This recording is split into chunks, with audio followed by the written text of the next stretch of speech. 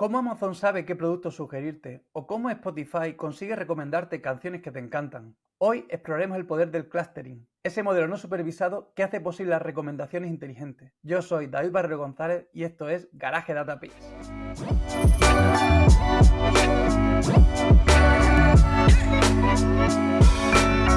Nuestro objetivo es ser capaz de descubrir usuarios con comportamientos similares. El descubrimiento de usuarios y agrupamiento o segmentación de usuarios nos ayudará a personalizar esa experiencia de usuario, ya sea en función del rango de la edad, tipo de consumidor, sexo, una serie de variables. Siempre que hablamos de data science o machine learning, aparece el concepto de algoritmo. Y algoritmo suena como una palabra difícil de descifrar. Pero realmente es algo muy sencillo, es un conjunto de pasos o reglas bien definidos y diseñados para realizar una tarea o resolver un problema específico. En este caso estamos viendo cómo realizar un cóctel. Aparecen una serie de ingredientes que deben echarse en un orden en concreto. Para adentrarnos un poco más en este concepto del algoritmo, vamos a ver el caso de la serie The Big Bang Theory, en el que Sheldon Cooper, uno de los personajes principales, crea un algoritmo de la amistad. Este algoritmo se refleja o se representa como un flujo de actividad que tiene una entrada, sería el primer paso, hay una llamada, esa llamada se recibe y Sheldon le pregunta a su interlocutor si le gustaría compartir un menú. En función de esa respuesta, si es que sí, pues tendrían una cena juntos, o si es que no, que es el caso que ocurre durante la serie, la siguiente opción sería compartir una bebida. El interlocutor acaba respondiendo que no y la otra opción es ofrecerle una actividad recreacional. Aquí aparece un bucle en el que hay un contador y en el que se van recogiendo todas esas actividades hasta que Sheldon cumple ese número de opciones, imaginemos que sean 4 o 5, y elige la que más le podría gustar a Sheldon. Posteriormente, en ese punto final del flujo, realmente deciden hacer esa actividad juntos y llegamos a la salida del algoritmo. Tenemos una entrada y una salida. Bien, con este ejemplo lo que intento explicar es que el algoritmo realmente es algo sencillo. Este ejemplo nos ayuda a explicar la sencillez de un algoritmo, la sencillez en el que el algoritmo simplemente es una serie de pasos y reglas bien definidos y bien diseñados que tienen una entrada y una salida hasta que el algoritmo converge. Una vez que hemos entendido en qué consiste un algoritmo y cómo se define, en el caso de Machine Learning tenemos dos tipos de algoritmos, el modelo supervisado y el modelo no supervisado. El aprendizaje supervisado se conoce la variable objetivo, es decir, se llama supervisado porque tenemos ya datos previamente marcados y definidos, a través de los cuales el algoritmo acabará aprendiendo. En el caso de que esa variable objetivo sea categórica, estaríamos hablando de un modelo de clasificación, es decir, el algoritmo será capaz de identificar si es un perro o un gato. Previamente debemos tener datos marcados como perro o gato para que el algoritmo pueda aprender a diferenciarlo. Si la variable objetivo es numérica, como por ejemplo el precio de un piso, estaríamos hablando de un modelo de regresión. En este caso tendríamos una serie de pisos ya definidos y marcados para los que conocemos su precio. Y con esto el algoritmo aprendería. Posteriormente introduciríamos una vivienda para la que queremos conocer su precio y este algoritmo a través de sus atributos sería capaz de, a través de un modelo de regresión, ofrecernos un resultado. En el caso de modelos no supervisados no se conoce la variable objetivo y le pedimos al algoritmo que ordene los puntos según los atributos en común. Este es el caso del algoritmo de clustering, que es el que estamos trabajando en el día de hoy. A este algoritmo podríamos ofrecerle una cesta de fruta y el algoritmo no supervisado sería capaz de agrupar las peras con las peras y las manzanas con las manzanas.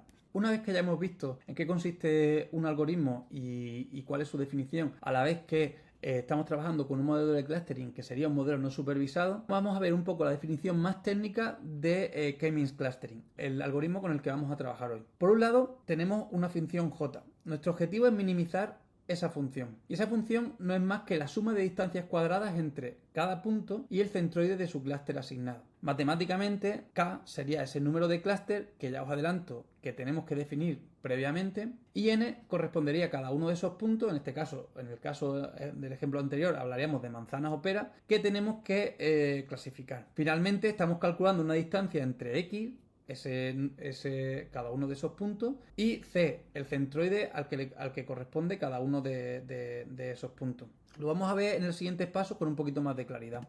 Una vez que hemos visto la definición matemática del modelo K-means clustering, vamos a ver cómo funciona y qué pasos se siguen para poner en funcionamiento este modelo. Una vez que hemos visto la definición matemática del modelo K-means clustering, vamos a ver qué pasos hay que seguir para poner en funcionamiento este modelo de Machine Learning. En un primer lugar, hay una iniciación de centroide. Seleccionamos inicialmente el número de clústeres que queremos crear, en este caso estamos hablando de 3, A, B, C, y esos centroides se asignan de forma aleatoria en el espacio.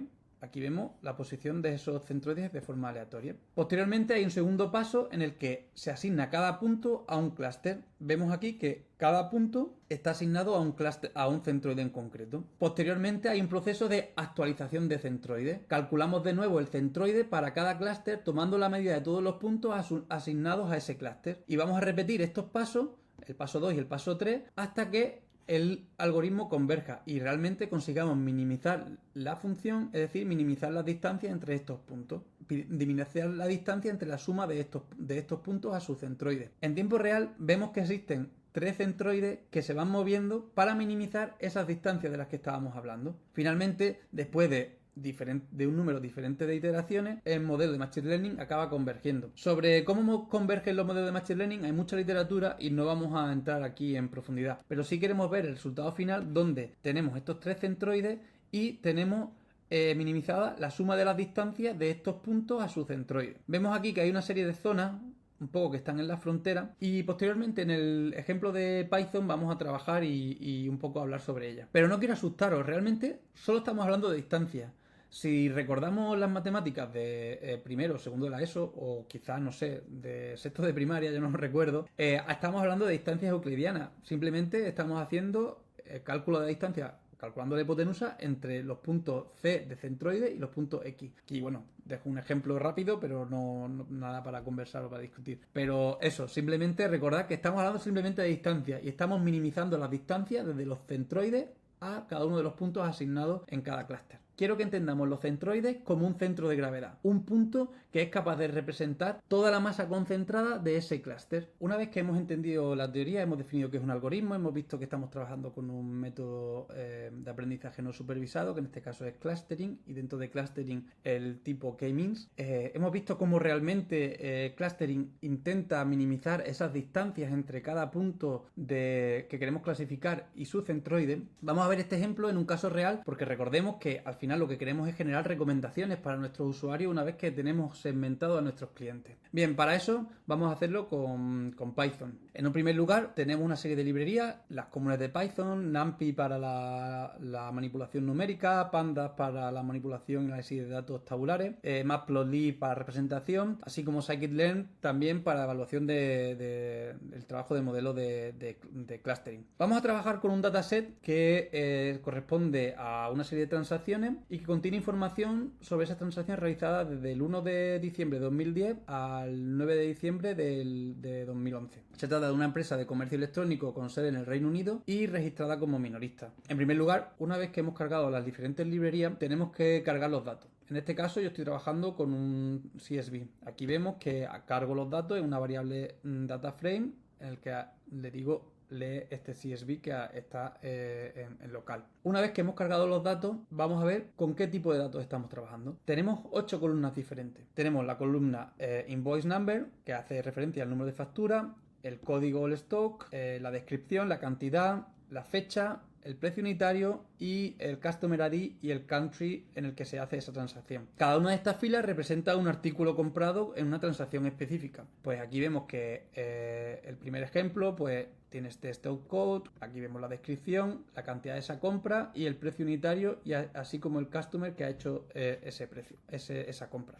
Si corremos el código de .shape, vemos que tenemos en torno a 550.000 transacciones. Veamos cómo se describe este data frame. Si vemos la descripción de este data frame en función del número de líneas, así como de la media standard deviation mínimo y máximo, vemos ya algo que nos salta a los ojos, ¿no? Hay cantidades negativas, a la vez que también hay precios unitarios negativos. Bien, eso nos hace hablar un poco de que vamos a necesitar algún tipo de limpieza de datos. También para entender las fechas, aunque lo indica en la definición, vamos a ver cuál es la fecha máxima y la mínima. Y efectivamente, pues corresponden a las que aparecen en la descripción de los datos. Como segundo paso, vamos a realizar una limpieza de datos y vamos a crear algunas dimensiones ad hoc. En primer lugar, nos vamos a quedar con todas aquellas cantidades que sean superiores a 0. Entendemos que las cantidades que son inferiores a 0 posiblemente sean cancelaciones o devoluciones, pero en este caso no vamos a analizarlas. También vamos a eliminar todo aquel registro en el que no aparezca su Customer ID, puesto que no vamos a poder identificarlo.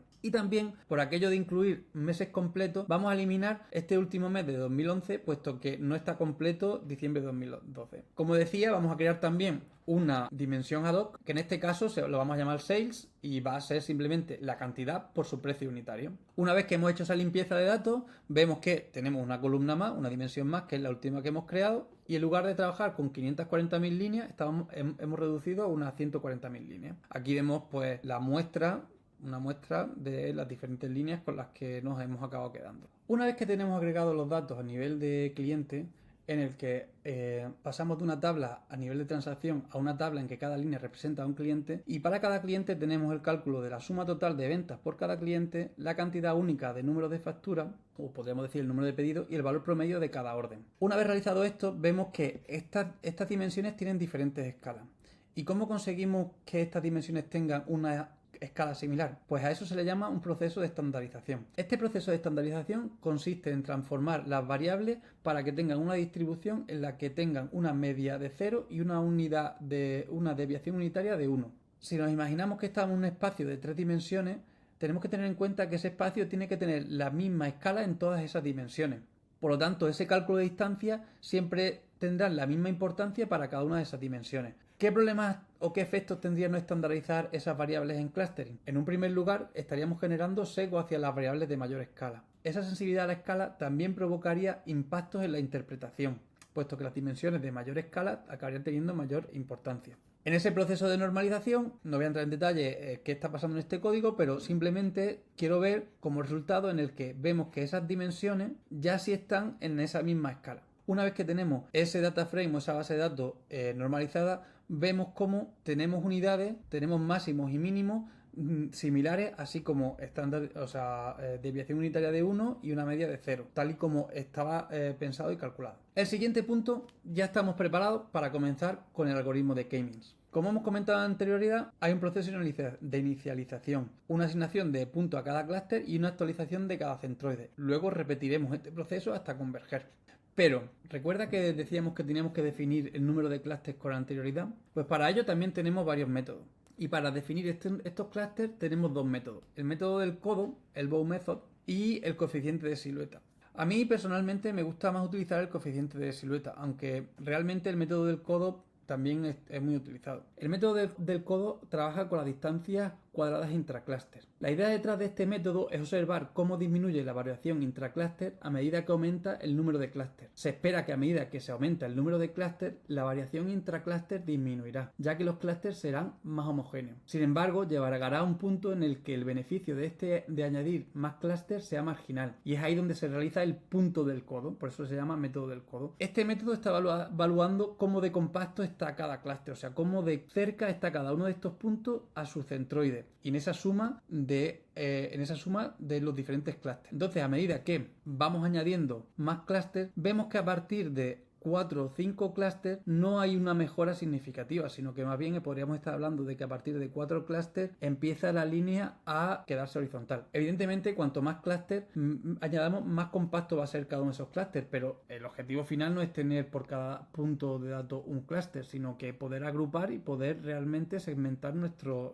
clientes. Bien, con este método del codo vemos que como resultado tenemos 3, 4, 5 clústeres. Una vez que hayamos discutido el método ELBO, el siguiente método para definir el número de clústeres adecuado será el coeficiente de silueta. Este coeficiente mide la cohesión interna y la separación externa de los clústeres. Si el método ELBO está midiendo la discapacidad intraclúster, el método de silueta no solamente es capacidad de trabajar con la distancia intraclúster, sino que también con la distancia entre clústeres. Por lo tanto, conseguimos no solamente ver cuán compacto es un clúster, sino cómo distanciado está un clúster, cómo distanciado está un punto de los clústeres adyacentes. En ese punto, en la frontera, es esa optimización que queremos conseguir para realmente tener los puntos bien clasificados. ¿Cómo funciona? Bien, por cada punto, por cada cliente en este caso, vamos a tener un valor de esta silueta. Valores mayores, entre -1 y 1, van a significar que esos puntos están mejor clasificados, puesto que están más compactos y más cercanos a su centroide y más alejados de los clústeres adyacentes. Aquí vemos diferentes opciones: 4 clústeres, 5 clústeres y 6 clústeres. Algo a reseñar son estos picos que aquí aparecen. Realmente estos son puntos que están mal clasificados, es decir, son puntos que realmente están más cercanos a otro clúster, pero pertenecen en este caso al clúster 4.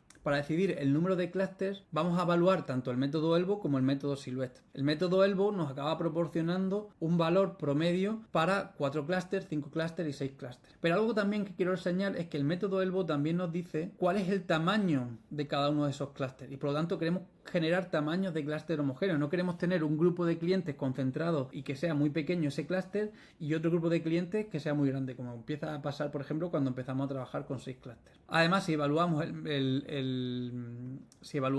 el valor promedio de la silueta, vemos que realmente 3 clústeres acaba dando el mayor número, pero la diferencia es mínima con 4 clústeres. Por lo tanto, una vez evaluado el método ELBO y el método Silhouette, concluimos que vamos a ejecutar nuestro ejercicio de clusterización con 4 clústeres.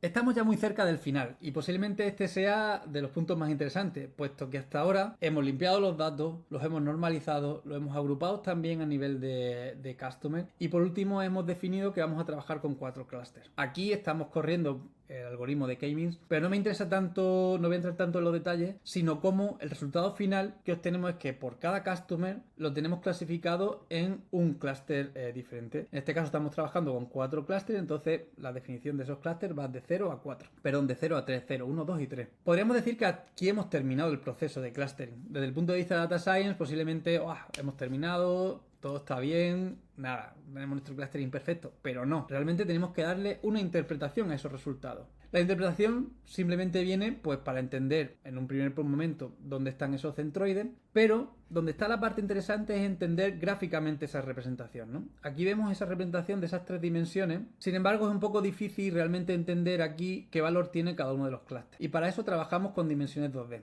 Vemos aquí todo el código necesario para generar esa representación 2D. Por un lado, comparamos el total de ventas con el número de transacciones, con el número de pedidos. Y vamos a centrarnos en el clúster número 3. Resulta que no es realmente el clúster con el mayor número de pedidos, puesto que aquí vemos como que el rojo gana en ese caso. Pero realmente el número del total de ventas es el más interesante. Por lo tanto, este clúster número 3 posiblemente sea el que podremos definir como Power User o usuarios que realmente son los que mayores ingresos nos generan y que necesitamos cuidar y retener. De hecho, si vemos la comparación entre el ticket medio y el número de órdenes, vemos cómo, de nuevo, ese clúster número 3, ese grupo verde de clientes, acaba siendo aquellos que son realmente que nos provocan o nos generan mayor valor para nuestra compañía, nos generan mayor revenue. Y veamos por último esa representación a nivel de ticket medio y total de venta. Y bueno, pues un poco la conclusión es parecida, ¿no? O sea, posiblemente haya clúster 0 tenga ticket medios mayores, pero nos genera un total de venta